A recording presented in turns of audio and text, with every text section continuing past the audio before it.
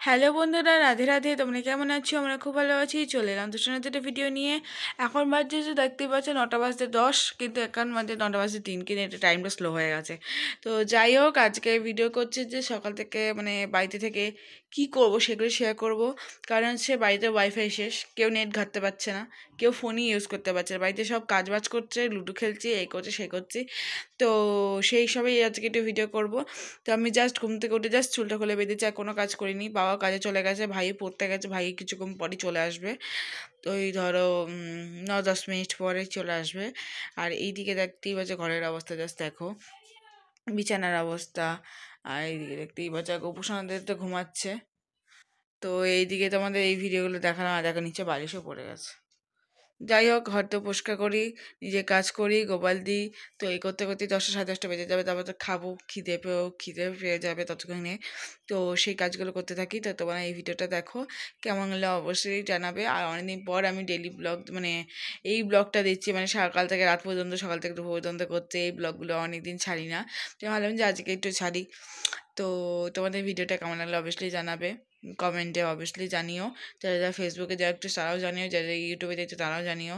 আর please ভিডিওটা like করে দিও এবং কমেন্ট করো, শেয়ার করে দিও। এবং ইউটিউবে যারা দেখছো তারা প্লিজ সাবস্ক্রাইব করে পাশে বেল বাটনটা ক্লিক করে দিও। এবং যারা যারা ফেসবুকে দেখছো তারা প্লিজ চ্যানেলটা ফলো করে দিয়ে পাশে দেখো। তো এখন চলো আমার ভিডিওটা কন্টিনিউ করা যাক। তো দেখতেই পাচ্ছ বন্ধুরা, এত বকবক করার পর শেষ পর্যন্ত কাজ শুরু করে দিয়েছি। আর এখন দেখতেই পাচ্ছ বিছানার অবস্থা, একটা বালিশ তো নিচেই পড়ে গেছে। এটা বেসিক্যালি আমার ভাইয়েরই বালিশ। দেখো কথা বলতে বলতে বিছানাটা কিন্তু গোছানো হয়ে গেল। আর দেখো জামাকাপড়গুলো ভাঁজ করে গুছিয়ে রেখে দিলাম, কিন্তু বেসিক্যালি ওটা বাবারই ছিল। তো জামাকাপড় ভাঁজ করার পরে তারা জানাগুলো খুলে দিই, না ঘরটা পুরো অন্ধকার লাগছে, তো জানাগুলো কট করে খুলে দিলাম। আর দেখতেই পাচ্ছ গাছের অবস্থাটা তোমার দেখাচ্ছে। কালকে যে মাটি লাগিয়ে দিয়ে জল টল দিলাম, দেখো এখন কি সুন্দর শ্যাওলাটা কেটে গেছে। আর দেখো গাছে ফুলও এসেছে, আমার সাদা ফুলের গাছে। আর এই যে দেখো লঙ্কা গাছটা লঙ্কা এসেছিলো, সেটা ঠাম্মি তুলে নিয়ে চলে গেছে, ওই যে পেকে গেছিলো লঙ্কাটা, ওই জন্য। তো যাই হোক, দেখো ঘর দরজা নোংরা হয়েছে, যে কী বলে এত নোংরা পড়ে আছে। তো ঘর বানাতে সিঁড়ির তোটা ভালো করে ঝাড় দেওয়ার আগে তার আগে জুতোগুলো তুলে নিই। তো জুতোগুলো তুলে নেওয়া যায়, প্রতিদিনই জুতো তুলি, তাও এত জুতো নিচে কী করে নেমে যায় যে আমি কী করে জানবো। তো যাই হোক, জুতো পুতো তোলার পরে এবার দেখো ঘরটা ভালো করে ঝাড় দিয়ে দিই। দেখো ঘর বারান্দা সিঁড়ির তলা ভালো করে বেটে বেটে ঝাড় দিয়ে দিয়েছি। তো ভালো করে পরিষ্কার ঘর পরিষ্কার থাকলে দেখবে মা লক্ষ্মীও বসবাস করে, আর তার সাথে নিজেকেও ফ্রেশ একটা ফিল আসে। তারপর দেখো ঘর পোছার জন্য জলটাও নিয়ে এলাম, তো 2টো ফ্যান চালিয়ে দিলাম যাতে তাড়াতাড়ি শুকিয়ে যায়। ঘর পুছতে পুছতে দেখতে পেয়েছো আমি নিয়ে চলে এসেছি। আর এইদিকে দেখো ঘরটা ভালো করে পুছে নেওয়া যাক। তো এক চুটকি দেখো ভালো করে বেটে বেটে ঘরটা পুছে নিয়েছি। আর দেখো এই স্ল্যাবগুলো পুছে নিয়েছি, কারণ প্রচণ্ড ধুলোবালি পড়েছিল, তো নোংরা হয়েছিল, সেই জন্য দেখো ঘরটা পুছে নিয়েছি। আর দেখো পায়ের ছাপও পড়েছে কি সুন্দর, আমার মা লক্ষ্মীর পায়ের ছাপ। তো যাই হোক, দেখো সিঁড়ির তলাটা ভালো করে ধুতে হবে, তাই সিঁড়ির তলাটা ভালো করে ধুয়ে দিলাম। তো আমার মোটামুটি নিচে ঘর তো পরিষ্কার করা হয়ে গেছে। এবার নিজে ফ্রেশ হবো, জাস্ট চুল বেঁধেছি, আর কোনো তো কাজ হয়নি। তো চলো ওপরে গিয়ে বাকি কাজগুলো করা যাক।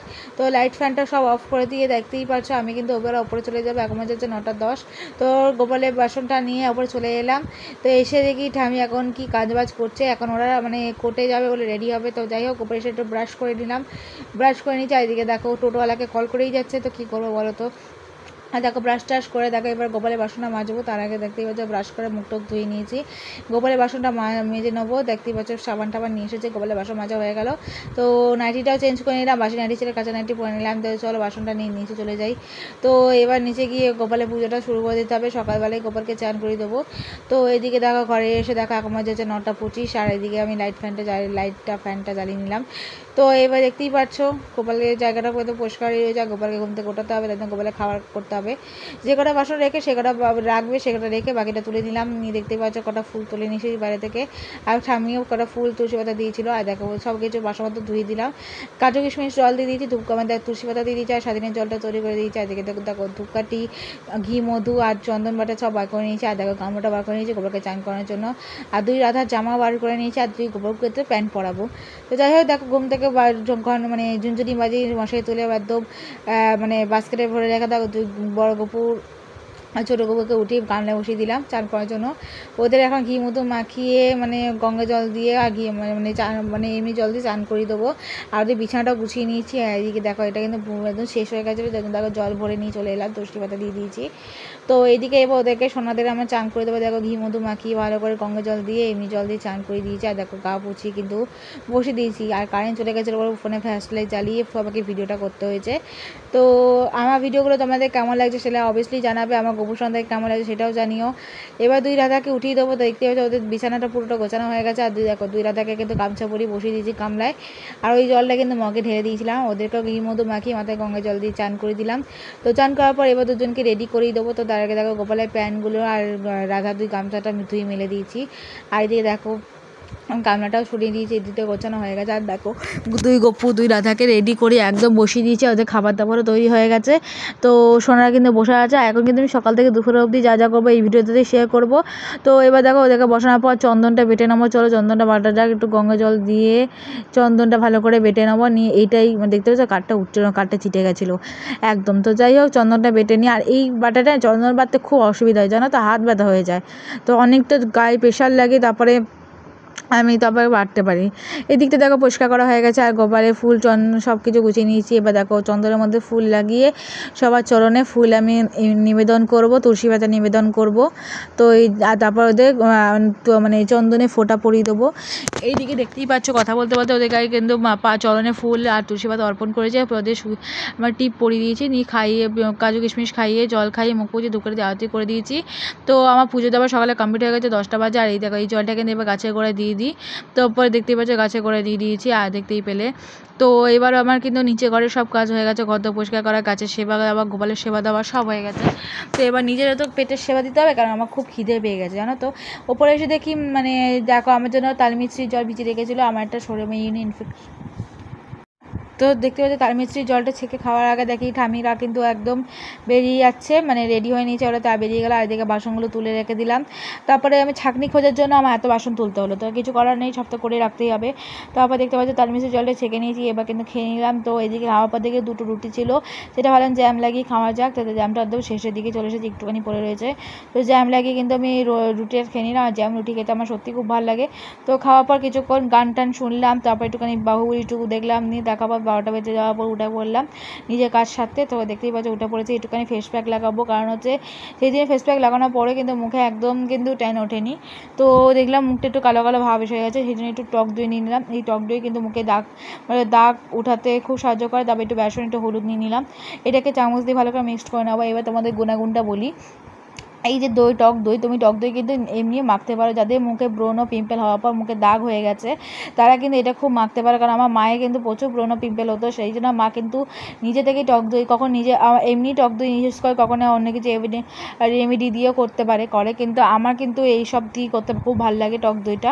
আমার মুখে একদম কটা মানে কিছু কিছু ছোটো ছোটো পিম্পল হয়েছিল, মানে পিম্পল না কিছু একটু গুটি কাটা বেরিয়েছিল, সেই কারণে আমার মাখা। তো মাখার পর একদম ভালো একটা মানে ফলাফল পেয়েছি। কেন একদম মানে মাখার পর দেখলাম একদমই নাই, সেটা কিন্তু একদম নিজে থেকে চলে গেছে। আর মনে হচ্ছে গায়ে হলুদ দিচ্ছি, দেখতেই পাচ্ছ গায়ে হলুদ মাখছি। তো যাই হোক আমার বিয়ে হচ্ছে না চিন্তা নেই, ফেস প্যাক মাখছি। তো এই যে দেখতে পাচ্ছ ভালো করে কিন্তু এটা মেখে নেবো পুরো মুখে। আর দেখো মানে ভালো করে ম্যাসেজ করো, মানে চোখে নাকে ঠোঁটে এই জায়গাটা দেখতে পাচ্ছ যেগুলো হাতে যেগুলো দেখিয়ে দিচ্ছি, সেই জায়গাগুলো কিন্তু ভালো করে ডলে ভালো করে আগে মেখে দেবে, তারপর এটা প্রলেপ দিয়ে দেবে। তো দেখো দুটো হাতে আর মুখে ভালো করে দিয়ে দিয়েছি। আর এদিকে দেখতেই পাচ্ছ এটা কিন্তু আমি মিনিমাম 10 মিনিট স্টে করবো, তারপরে কিন্তু আমি রিমুভ করে দেবো, ঠিক আছে। তারপর দেখো আমি 10 মিনিট রাখার পর কিন্তু ভালো করে রিমুভ করার পর দেখো একদম পিম্পলগুলো ছোটো ছোটো গুটিগুলো সব উঠে গেছে। আর দেখো মুখে ট্যানটা উঠে গেছে, একদম কালো কালো ভাবটাও চলে গেছে। আর দেখো হাতটা দেখতেই পাচ্ছ অনেকটা ক্লিয়ার লাগছে, মানে নিজেকে ফ্রেশ ফিলিংস আসছে। তো বাটিগুলো ধুয়ে রেখে দিয়েছি। আর এদিকে কিন্তু আমার ফেস প্যাক মাখা কমপ্লিট। এবার চলো চানটা করে চলে আসা যাক। তো চানটা করে দেখো ড্রেসটা চেঞ্জ করে চলে এলাম। আর দেখো নাইটি দুটো কিন্তু ধুয়ে নিয়েছি। আর দেখে দেখো রিজু কিন্তু বাড়ি এসে ফোন দেখতে বসে গেছে, ওকে বললাম চানটা করে নেগা। নিয়ে আমি ওপরে ছাদে চলে গেলাম জামাকাপড় মেলতে। আর ছাদে এসে দেখলাম প্রচুর রোদ হয়েছে, প্রচণ্ড রোদ উঠেছে। তো যাই হোক আমি জামাকাপড় মেলালে বেশিক্ষণ লাগবে না শুকাতে। তো জামাকাপড়গুলো মেলে দিয়ে তারপর চলে যাচ্ছে। দেখো ঠাকুরের দরজাটা কিন্তু খোলাই রয়েছে। আগে মিঠানি যখন থাকতো দরজাটা বন্ধ করে রাখা হতো, কারণ নাহলে তো মিঠানি উৎপাত করতো। এখন কেউ নাই যে জানাগুলো যে বন্ধ করে রাখবে। তো যাই হোক এসে দেখি রিজু বাইরে সাইকেলটা রেখে দিয়েছে। আর জল গোপালকে খেতে দিতে হবে, গোপালের কিন্তু খিদে পেয়ে গেছে। তো লাইট ফ্যানটা জ্বালিয়ে দিলাম। তবে দেখো গোপু সন্ধ্যায় সকালে খাবারটাই আছে, সকালে খাবারটা তুলে নিলাম, নিয়ে থালাটা মানে মাজার জায়গায় রেখে দিলাম। দেখো দুটো থালা আমাদের, একটাতে লাড্ডু আরটাতে চিড়ে দিই, চিড়েটা এবার ভালো করে ধুয়ে নেবো, নিয়ে বাতাসা দিয়ে দেবো। তো এখানে দেখো ভালো করে চিড়েটা ধুয়ে বাতাসা দিয়ে দিয়েছি। এবার বাতাসা দিয়ে মেখে তুলসী পাতা দিয়ে দিলাম, জল দিয়ে দিলাম। তো ওদেরকে খাইয়ে জল খাইয়ে মুখ পুজো দুপুরে দিয়ে আরতি করে দিয়েছি। তো আমার দুপুরে পুজো দেওয়া কমপ্লিট। চলো আগে জানাগুলো বন্ধ করার আগে গোপালের সেই রাধা দুই গামছা দেখলাম শুকিয়ে গেছে, আর প্যান্টগুলো দেখলাম ভেজা আছে, সেইগুলো উল্টে দিলাম। তারপর দেখো জানাগুলো বন্ধ করে দিয়েছি, আর একটুখানি চুলটা আঁচড়ে নিই। চলো চুলটা ভালো করে জট ছাড়িয়ে নিলাম, জট ছাড়িয়ে নিয়ে এবার চুলটা ক্লিক ক্রাচার দিয়ে আটকে এবার ওপরে চলে যাব। তো এখন বাজে হচ্ছে 1:35। তো চলো ওপরে চলে যাবো, যাক লাইটটা অফ করে দিয়ে। ওপরে এসে দুটো থালা ভালো করে ধুয়ে নিয়েছি। এবার কিন্তু আমার খাবারটা বেড়ে নেবো। আজকে দেখো রিজু এসে চান টান করা হয়ে গেছে, তার রিজুকে ডাল ভাত আর আলু ভাজা দিয়েছি, আমি 5 মিনিট তরকারি আর আলু ভাজা ডাল ভাত খেয়ে নেবো। আর কার্টুন দিতে দিতে খেতে তো বেশিক্ষণ সময় লাগবে না। খাওয়ার পর দেখো ভিডিওটা এই পর্যন্ত। ভিডিওটা ভালো লাগলে লাইক কমেন্ট শেয়ার করতে ভুলো না, চ্যানেল সাবস্ক্রাইব পাশে থাকে। এখন তো টাটা, দেখা হচ্ছে নতুন একটা মিষ্টি ভিডিওতে। তো চলো এখন তো গুড নাইট।